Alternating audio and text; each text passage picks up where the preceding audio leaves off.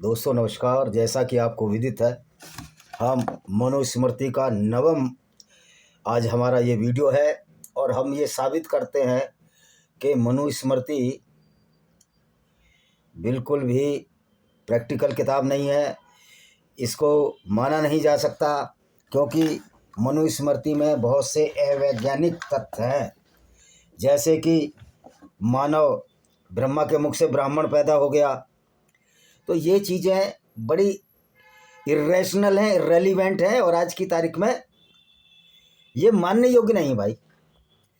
तो जैसा कि अब द्वितीय अध्याय का 10वां चैप्टर 10वां दुआ पढ़ रहे हैं और देखें कहाँ तक जाएंगे। द्वितीय अध्याय है, सुरति अस्त तु वेदो विज्ञो धर्मशास्त्र तु वे स्मृतिहा ते शर्वा थे रश्वि मीमांसे ताभ्या धर्मो ही निर्भवो यो अवमन्येत ते मूले हेतु शास्त्र श्रियादम दिजम से साधु भी बहिष्कार्यो नास्तिको वेद निंदकम वेदम स्मृति न सदाचार स्वस्थ च प्रिय मतमम ऐत चच्चु तु वृद्धम प्राहु साक्षादा धर्मस्य लक्षणम।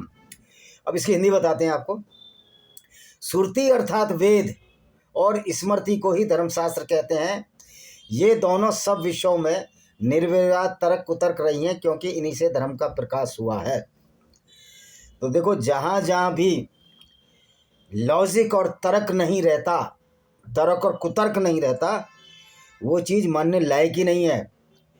पहले आपको सोचना है, अपनी बुद्धि से सोचना है। ये नहीं कोई बड़ी दाढ़ी बढ़ाए रीति महात्मा हो गया और उसने कोई भी किताब लिख दी, सबको गाली देकर चला गया, किसी को मुंह से पैदा कर गया, किसी को हाथों से पैदा कर गया, भुजाओं से, किसी को पेट से और किसी को पैरों से पैदा कर गया।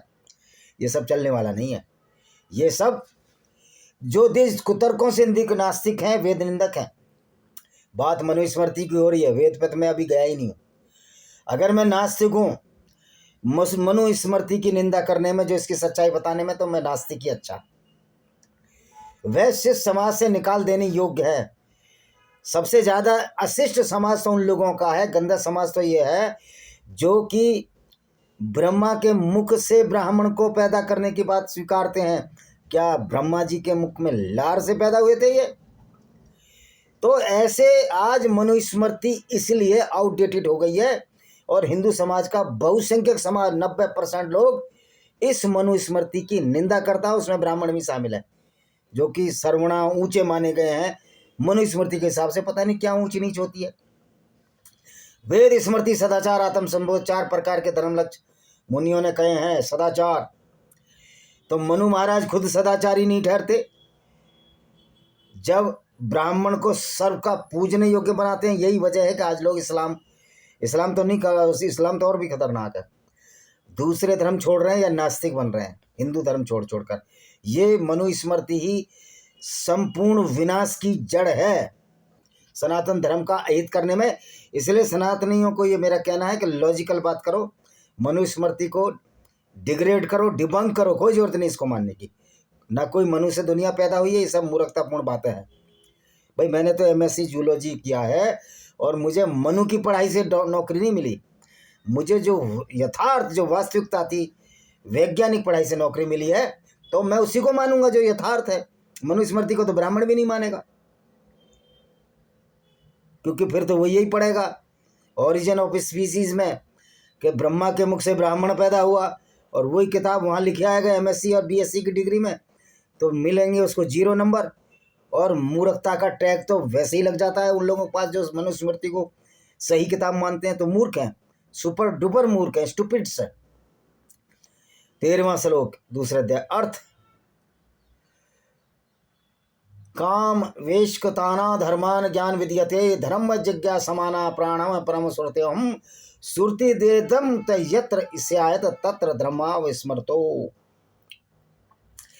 उभावपि ही तो धर्मो समयुक्तो मनुष्य भी उदिते अनुदिते चैव समया दुषिते तथा सवर्था वर्तते यज्ञ इतिया वेदिक सुरति निषेक दिस मसानतो मंत्र यस्य स्योदति विधि तस्य शास्त्र अधिकारो अस्मिन ज्ञेयो नानस्य कस्यचितम। जो पुरुष अर्थ प्रयोजन काम अभिलाषा में नहीं फंसे, देखिए, बिना पैसे तो आपका काम ही नहीं हो सकता। कर्म आवश्यक है, लेकिन पैसा जब ही आएगा जब कुछ काम करोगे। अगर खेती और फसल नहीं बोओगे तो नहीं आएगा।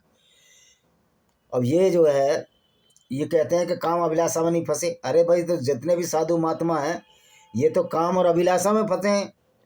चाहे कौन सा अनुचराचार्य है, क्या अनुराधाचार्य, पर नए नए, ये तो सारे उसी में फंसे हैं। देव की क्या है वो, 2 दिन का छोकरा जिसकी अभी जेल भी नहीं सूखी, जो वहाँ का है, गुड़ा का रहने वाला है, क्या नाम है उसका, जो एक पीठ पर बैठता है, बागेश्वर धाम का वो जो है, ये तो सारी इनकी तो जेल भी नहीं सूखी। ये तो काम अभिलाषा में फंसे हैं, तो राक्षस हैं उसके हिसाब से। फिर इनके पीछे भीड़ क्यों जाती है? यानी कि इस पाखंड का ही हमें खत्म करना है। इस पाखंड को हिंदू समाज से कोई जरूरत नहीं किसी को श्रेष्ठ इस बार पे मानने की कि कोई जन्म से है। जन्म से तो कुछ होता ही नहीं है, कर्म से होता है। कर्म के आधार पर वेदों में लिखा है। तो मनुस्मृति तो वेदों के हिसाब से खारिज हो जाती है, खत्म हो जाती है, इसका कोई वैल्यू नहीं है। धर्म जानने वालों के लिए सबसे श्रेष्ठ प्रमाण श्रुति है। श्रुति माना जो सुनते आए हैं। भले वो ये कह दे बरगद के पेड़ को आम का पेड़ है तो आप मान लेंगे उसको। श्रुति अगर मूर्खतापूर्ण लोगों द्वारा लिखी गई है या बेवकूफ लोगों द्वारा बताई गई है तो वो श्रुति ही एक बहुत बड़ा पाप है उसको मानने में, बिना बुद्धि के। और बुद्धि हर इंसान को दी है, मनु को नहीं दी थी खाली। ब्रेन हर इंसान के पास है और वो हमको प्रकृति से मिलता है। श्रुति 2 प्रकार की होती है जो विभिन्न अर्थों का प्रतिपादन करती है। वह दोनों ही अर्थ ही धर्म है, यह ऋषियों ने कहा है। ऋषियों ने तो, मनु ने तो ये कहा है कि ब्रह्मा के मुख से ब्राह्मण पैदा हो गया, तो मनु झूठा हुआ ना। साइंस के हिसाब से मनु झूठा है, फिर मान कैसे हो सकता है? कोई झूठा व्यक्ति मान हो सकता है? ये तो काम कुरान भी करती है, लोगों को गुमराह करती है। उनका तो अल्लाह ही गुमराह कर रहा। तो यहाँ भी तो ये ऋषि मनु गुमराह कर रहा है। तो कुरान में और मनुस्मृति में क्या फ़र्क है?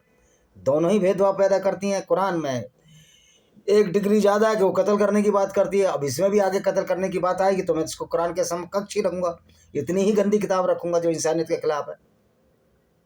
सूरती भेद की मान्यता इस प्रकार दिखाते हैं। समय दूषित सूर्य नक्षत्र वर्जित काल सवर्ता यज्ञ होम होता वेद की श्रुति है। इस तरह ज्ञान होता है कि श्रुति काल वेद फैलाती है, उनमें अलग अलग यज्ञ कर्म किया जाएगा। गर्भाधान से लेकर अंत्येष्टि तक जिस वर्ण के लिए वेद मंत्रों ने कर्म लिखे उसी का इस शास्त्र को पढ़ने और पढ़ाने का अधिकार है, क्योंकि इनकी पोल खुलती है। अब इनमें ये तो कहते हैं बिल्ली रास्ता काट रही। क्या बिल्ली ने रास्ता काटा या आपका उसने, बिल्ली ने आपका रास्ता काटा? बिल्ली तो कभी ये परवाह नहीं करती, क्योंकि आप मूर्ख हैं। आप किसी धर्म के बंधन में बंधे हुए हैं, आप बेड़ियों से ग्रसित हैं, आप स्वतंत्र नहीं हैं। आपसे ज्यादा तो पशु स्वतंत्र हैं। पशु जो प्रकृति बताती है उसी तरह का कार्य करते हैं।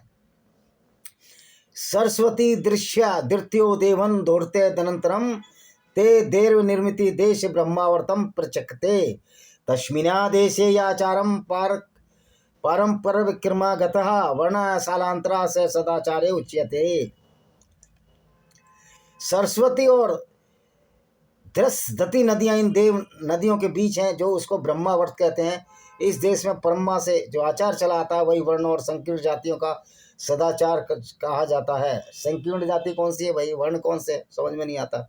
ये मूर्खतापूर्ण किताब लगती है मुझे कभी कभी। तो लोग कहते हैं कि मनुस्मृति नहीं चलनी चाहिए। अब मुझे सच्चाई नजर आई कि वास्तव में किताब तो मूर्खों द्वारा लिखी गई, मूर्खों के द्वारा मानने योग्य और मूर्खों द्वारा ही पढ़ी जाती है। मैं भी मूर्ख हूँ, लेकिन मैं तो इसको डिबंक कर रहा हूँ। मैं इसकी घटियापन को आपके सामने उजागर कर रहा हूँ।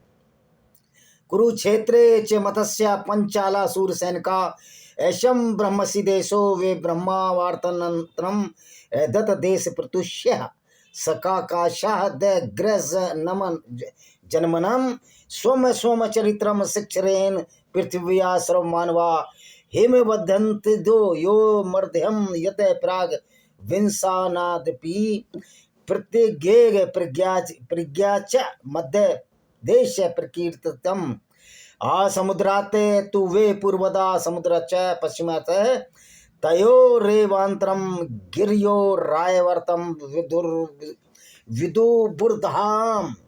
कुरुक्षेत्र और मत्स्य पांचाल सूर से यह ब्रह्मऋषि देश ब्रह्मावत के समीप है। मत्स्य देश है ये शायद अलवर साइड वाला। कुरुक्षेत्र का तो आपको पता ही है। और सूरसेन प्रसेनजित सूरसेन ये भी आसपास है। कुरुक्षात्री देश यही है जो दिल्ली का में उत्पन्न ब्राह्मणों से सभी मनुष्यों को अपने अपने उचित सदाचारों की शिक्षा करनी चाहिए। भाई ब्राह्मणों से ही क्यों करना चाहिए? हमें तो जो टीचर थे जो जन्मना ब्राह्मण भी नहीं थे उन्होंने पढ़ाया हमें। तो हमारे तो मनोधीर सक्सेना सर थे जो हमको केमिस्ट्री पढ़ाते थे बीएससी में, और हमारे एमएससी में तो कोई भी ब्राह्मण हमको पढ़ाता ही नहीं था। मित्तल साहब थे, करल साहब थे, मेहता थे, सॉरी नारंग साहब थे, सक्सेना जी थे, ये सब पढ़ाए। तो ब्राह्मणों से शिक्षा, उस मूर्ख ब्राह्मण से भी शिक्षा ग्रहण कर ले जो खुद अनपढ़ है। ब्राह्मण वही है जो पढ़ा लिखा है, पंडित तो उसी को बोलते हैं, ब्राह्मण को पंडित नहीं कह सकते। हिमवान पर्वत और विंध्याचल के बीच, सरस्वती के पूर्व और प्रयाग के पश्चिम में दो से मध्य देश कहते हैं। पूर्व समुद्र से पश्चिम समुद्र तक हिमाचल के विंध्याचल के बीच जो देश है उनको आर्यवर्त कहते हैं। पूर्व समुद्र से पश्चिम समुद्र तक और हिमाचल के विंध्याचल के बीच में जो आर्यवर्त है ये जो नॉर्थ इंडिया है। खैर इससे हमें कोई वो नहीं है, लेकिन क्या दुनिया इतनी बड़ी थी? यानी ऋषि मुनियों को नहीं पता था कि वो अरब भी है, उधर उधर वो अमेरिका भी है, वो कुछ नहीं पता उनको। यानी कि ये लॉजिकल बात नहीं करती मनुस्मृति भी। कृष्ण सारस्तु चरती मृगो यत्र स्वभावतः से गे यज्ञो देशो मलेक्ष देशतो परहा एतान्निधि जातियो देशानम संसरियन प्रियतन शूद्रस्तु यस्मिन कस्मिन वा निषेध वृद्धि का कर्षितम। जिस देश में किरणसार मृग स्वभाव से विचरता है वह यह करने योग्य देश है, इसका सिवा देखते हो मलेक्स देश हैं। यार एक बात बताओ, ये डिस्क्रिमिनेशन नहीं है क्या? अरब में वो इस्लाम भी तो वही बात करता है, फिर तुम और इस्लाम में क्या फ़र्क है? अरब देश में लोग नहीं रहते। और मेरा तो ये मानना है मानवता के नाते, अरबी लोग भी, हमें मुसलमानों से थोड़ी नफरत है, हमें इस्लाम में जो कुरान है उससे नफरत है कि वो दुनिया के खिलाफ है। तो ये मनुस्मृति भी तो दुनिया के खिलाफ है। तो कुरान और मनुस्मृति में क्या फ़र्क है? दोनों ही देश और भाव पैदा कर रही हैं, ऊंच नीच बता रही हैं। इन देशों में जातियों को यत्नपूर्ण निवास करना चाहिए और शूद्र अपनी जीवन चाहे इस देश में निवास कर सकता है। तो मैं तो कहता हूँ शूद्रों के लिए छूट है, वो कहीं भी निवास करें, लेकिन ब्राह्मण समुद्र पार नहीं कर सकता। यानी कि क्या मूर्खता इस धर्म में, मनुस्मृति में, सनातन वैदिक धर्म में नहीं है। ये मनुस्मृति तो बहुत बाद में लिखी गई है। ये एक मूर्खों की किताब है, मूर्खों द्वारा पढ़ने योग्य है, और समझदार आदमी इस मनुस्मृति को नहीं मान सकता। तो दोस्तों आज 26 तक करेंगे, यानी ये हमारा पाठ, हम उससे 39 हो जाएंगे हमारे ये मतलब प्रेस्टिस की मनुस्मृति के।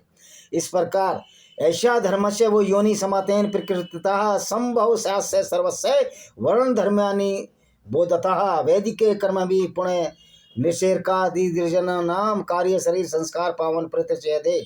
इस प्रकार धर्म जानने का कारण और जगत की उत्पत्ति संक्षेप से कही गई है। अब वर्ण धर्म कहे जाते हैं जो वैदिक पुण्य कर्म है, उसे दी जातियों का गर्भानदी शरीर संस्कार तो दोनों लोगों को पवित्र करने वाला होना चाहिए। तो दोस्तों ये थी आज की मनुस्मृति। मूर्खता का 9वां अध्याय खत्म हुआ, क्योंकि मनुस्मृति अभी तक तो मुझे मूर्खता लगी और वैज्ञानिक तथ्यों पर ये फेल लगी, इंसानियत पर भी ये फेल लगी। इसी के साथ हम इस वीडियो को विराम देते हैं। वंदे मातरम, जय हिंद, जय हिंद। आपका दिन शुभ हो।